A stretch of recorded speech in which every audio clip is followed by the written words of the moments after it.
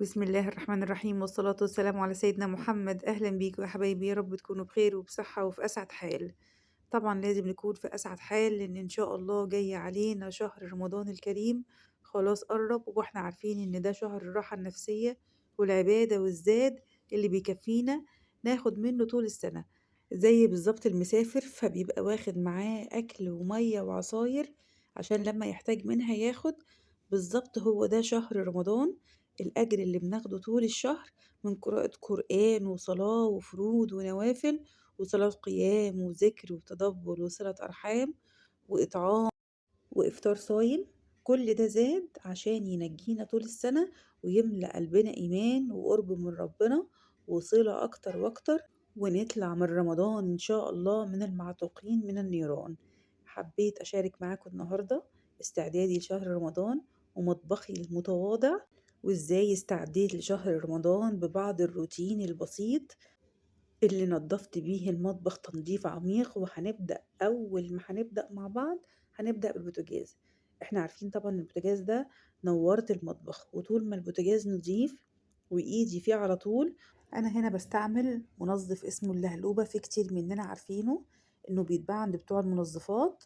بعمل بيه الحوامل الزهر بتاعت البوتاجاز كل شهر أو أكتر كمان، لأني بغسل الحوامل كل أسبوع. فأنا بطبق روتين أسبوعي على الحوامل عشان تفضل على طول نضيفة. فأنا دايما كل أسبوع باخد الحوامل الزهر وأحطها في غسالة الأطباق. بس أنا هنا النهاردة مش هستعمل غسالة الأطباق، هغسلهم على ايدي على الحوض عشان اللي ما عندهوش غسالة أطباق. زي ما انتوا شايفين كده انا باخد المنظف اللهلوبة بالفرشة وبمشي بيه على كل الزوايا اللي جوه الحوامل، بحيث ان كلها يطولها المنظف بتاعي ده. وهاخد الحوامل بقى اللي معايا وهطلع بيها على الحوض عشان همشي عليها بالليفة الناعمة، ولا سلك ولا اي حاجة ولا دعك، كلها بالليفة كده بشكل بسيط. وبعدين هشطفها بالمية وانا على الحوض في نفس الوقت، يعني مش هتاخد وقت ولا بالليفة ولا في الشطف. وبعدين هنزل هصفيها خالص من المية بتاعتها، وبعدين هدخل للخطوة اللي بعد كده على البوتاجاز. التنظيف العميق اللي بنعمله قبل رمضان ده مع العناية الأسبوعية والعناية اليومية مش هتحتاجي تعمليه تاني غير إن شاء الله على العيد. يعني هيقعد معاكي 30 يوم البوتاجاز بيلمع وبيبرق ومفيش أي دهون هتتراكم معاكي. بس طبقي العناية اليومية والعناية الأسبوعية وبعد كده مش هتتعبي أبدا. هفكركم بالعناية اليومية، احنا عملنا فيديو من فترة فيه ازاي ننظف المطبخ في 30 دقيقة بعد الغداء. هحطلكوا ان شاء الله في صندوق الوصف، وده هينفعك جدا انك انتي تهتمي بالمطبخ وتخلصيه مسافة نص ساعة بعد الغداء. وبعد كده هتقعدي مع اولادك، مش هتحتاجي اي مجهود انك تقفي فترات طويلة في المطبخ. بعض النصايح بقى المهمة جدا، طول ما انت واقفة في المطبخ استخدمتي طبق استخدمتي معلقة لازم تغسليها على طول. شايفين الحوامل بقى شكلها تحفة ازاي؟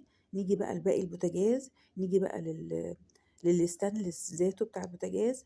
انا بستعمل سيتراس، وسيتراس ده من المنظفات الجميلة جدا للبوتاجاز. المنظف ده بعطور كتيرة جدا، منها اللافندر والليمون والمسك، فاختاري العطر اللي يناسبك واللي انت تفضليه. هنا في الخطوة دي ممكن تستخدمي السلك الناعم أو الليفة حسب حالة البوتاجاز بتاعك، انت اللي تقيمي. لو في دهون ممكن سلك كده على خفيف، ولو مفيش يبقى الليفة الناعمة كده من غير أي مجهود. وعلى العموم السلك الناعم بيلمع الستانلس جدا. خلي بالك أنا مش بكب مية أو برش مية كتير على البوتاجاز، لأن ده من أخطر حاجة على السلوك الداخلية. وخلي بالك كمان في ملاحظة قبل ما تشتغلي في البوتاجاز، لازم تكوني شايلة الفيشة، مفيش أي كهرباء واصلة للبوتاجاز بتاعك. خلي بالكوا بقى من الحتة دي يا بنات، انا بحتة مبلولة لميت كل السيتراس اللي انا دعكت بيه البوتاجاز. ما كبتش مية زي ما قلنا، لا الحتة مبلولة كفاية، كل شوية تغسليها وتلمي بيها باقي السيتراس عشان يبقى كله كده نضف. وركبت بقى الشعلات بتاعتي بعد طبعا ما غسلتها، وركبت الشبك. شايفين ما شاء الله بقى بيبرق جدا. واخر خطوة هاخد بقى الملمع الزجاج وهلمع الازاز من ورا، برضو انا لمعته ونضفته بالسيتراس مع البوتاجاز. شايفين بقى الجمال بيبرق ازاي؟ مفيهوش ولا دهون ولا اي حاجة متراكمة، لان على طول ايدي فيه ولا خد مني اي مجهود طالما الحاجة ايدك فيها. نيجي برضه لتاني جهاز عندي في المطبخ، الفرن اللي بالكهربا، وعليه حمل برضه لإني باستعمله كتير جدًا عن فرن البوتاجاز، لإني باشوفه خفيف وسهل في استعماله. استعملت معاه برضه الزيت رَص من جوّه ومن برّه، وبفوطة مبلولة نشّفته لحد ما بقى بالشكل ده كده. سهل جدًا وتنضيفه في منتهى الجمال طالما برضه إيدِك فيه. وبالجلاسي برضه مشيت عليه بفوطة لحد ما بقى بيلمع جدًا وبقى زي الفل. بخطوات محسوبة، كل جزء في المطبخ هينضف ومش هياخد منِّك أي وقت. نسيت أقول لكم على الترتيب دواليب المطبخ وتنظيمه.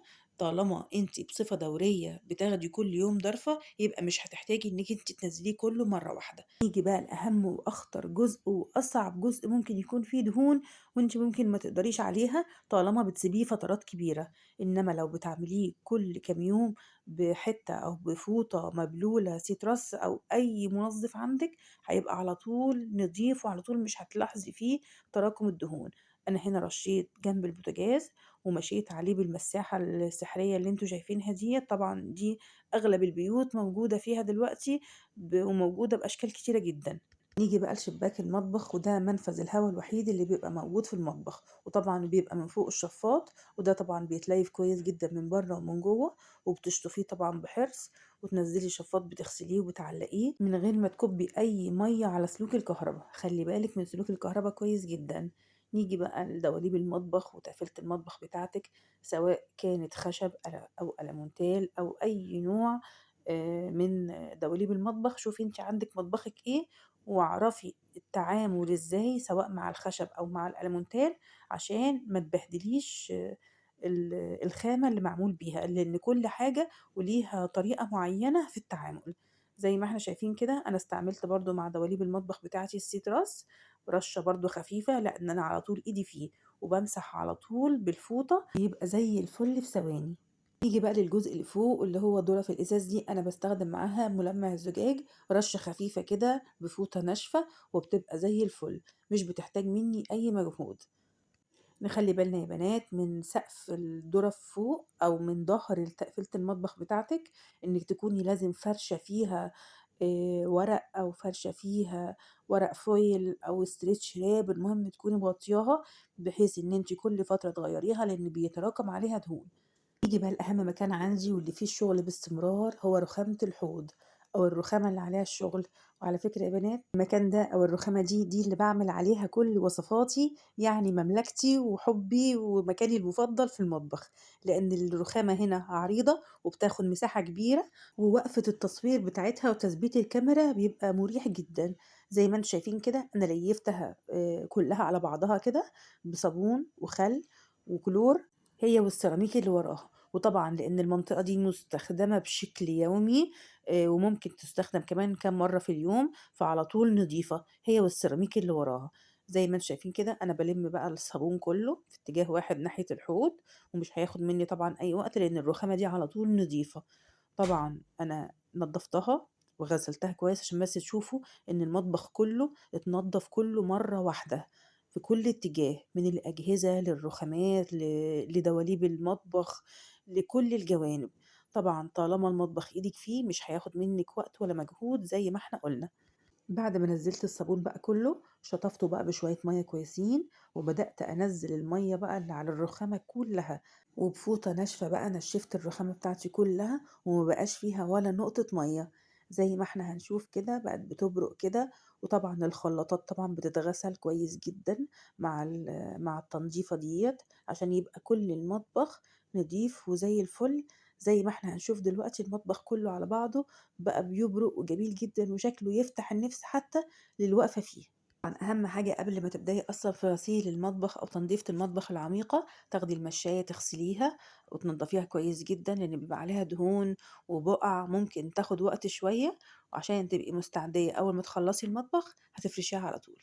زي ما إحنا شايفين كده أنا خلّصت طبعًا المطبخ كلّه وبدأت أفرش الأرضية. وبكده خلّصنا تنضيفة المطبخ اللي نستقبل بيها رمضان، أحلى أيام عشان تبقي واقفة في المطبخ مستعدية للشهر رمضان، الشهر المفترج الكريم، وأنتِ بنفسية كويسة وروح معنوية عالية، لإن أي حاجة موجودة في المطبخ ممكن تضايقِك وتأثّر على نفسيتِك. بكده إحنا خلّصنا الجزء الخاص بتنضيفة المطبخ، زي ما إحنا شايفين كده كل رُكن فيه بيبرق وبيلمع، زي ما يكون كده فرحان باستقبال رمضان، وبيقول لِك اوعي تضيّعي مجهودِك ولا وقتِك كلّه في الوقفة في المطبخ. إحنا كده ضبّطنا الدنيا ورتّبناها، بحيث إن وقفتِك في المطبخ تبقى قليلة، يا دوب على قد تحضير الفطار، وإذا كان حبّة العصير بتوع المغرب وحاجة حلوة، كل ده ما بياخدش منِّك أي وقت طالما نظّمتِ وقتِك وضبّطتِ أمورِك، بحيث إن أنتِ تكوني مجهّزة كل حاجة على تحضير. طبعًا المطبخ كده ما خلصش، المطبخ كده لسه ناقصه كتير، ناقصه ديكور رمضان، استنوني إن شاء الله هنرتب مع بعض وننظم مع بعض ونحط لمسات ديكورية بسيطة في المطبخ، هنشوف الروح المختلفة اللي هنضيفها على المطبخ عشان تحسسنا بجو رمضان، وقد إيه إن قماش الخيامية والستيكر الخيامية بيعمل جو مختلف جدًا، ويحسسك فعلًا إن في حاجة مختلفة بتمُر عليكِ خلال 30 يوم سعادة وعبادة وقُرب من ربنا سبحانه وتعالى، وصلاة وقرآن وذِكر وتدبُّر، كل ده إن شاء الله في شهر رمضان. باتمنى لكم إن إحنا نطلع كلنا من شهر رمضان من الفايزين والمغفورين لهم والمكتوبين إن شاء الله في الجنة، وأتمنى لكم الصحة والسعادة وراحة البال، وما تنسونيش من صالح دعواتكم خاصةً في رمضان. لو كان الفيديو عجبكم واستفدتوا منه ما تنسوش بقى يا حبايبي تنزلوا تعملوا سبسكرايب للقناة ولايك وشير للفيديو، وتعليقكم الجميل الرقيق المحفز اللي بيسعدنا جدا وحقيقي بندور عليه في كل الفيديوهات. ربنا يسعد قلبكم إن شاء الله ويفرحكم ويبلغكم رمضان. أتمنى لكم السعادة وراحة البال، وربنا يجعله رمضان كريم علينا وعليكم وعلى الأمة الإسلامية. والسلام عليكم ورحمة الله وبركاته.